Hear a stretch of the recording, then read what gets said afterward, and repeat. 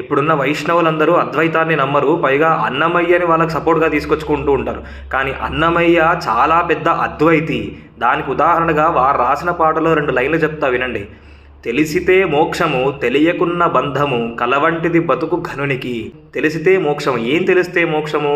తన స్వస్వరూపం ఏంటో తెలిస్తే మోక్షం. అంటే తాను ఈ శరీరం కాదు, అంతటా ఉన్న పరబ్రహ్మమే తాను అని తెలిస్తే అదే మోక్షము. తెలియకపోతే బంధము. కానీ కలవంటిది బతుకు ఘనునికి అంటే శంకరాచార్యుల వారు ఏదైతే చెప్పారో, స్వప్నే దృష్టం సకలం హిమృష జాగ్రత్త తస్మర తద్విదితి. కలకంటున్నంతసేపు కల ఎంత నిజంగా అనిపిస్తుందో, ఈ ప్రపంచంలో ఉన్నంతసేపు ప్రపంచం నిజంగానే అనిపిస్తుంది తప్ప ఈ ప్రపంచం కూడా కల వంటిదే. అది ఎంత సత్యమో ఇదంతే సత్యం అని చెప్పి శంకరాచార్యులు ఏదైతే అద్వైత సిద్ధాంతాన్ని ప్రతిపాదించారో అన్నమయ్య కూడా అదే ప్రతిపాదిస్తున్నారు. అంటే అన్నమయ్యది కూడా అద్వైతమే.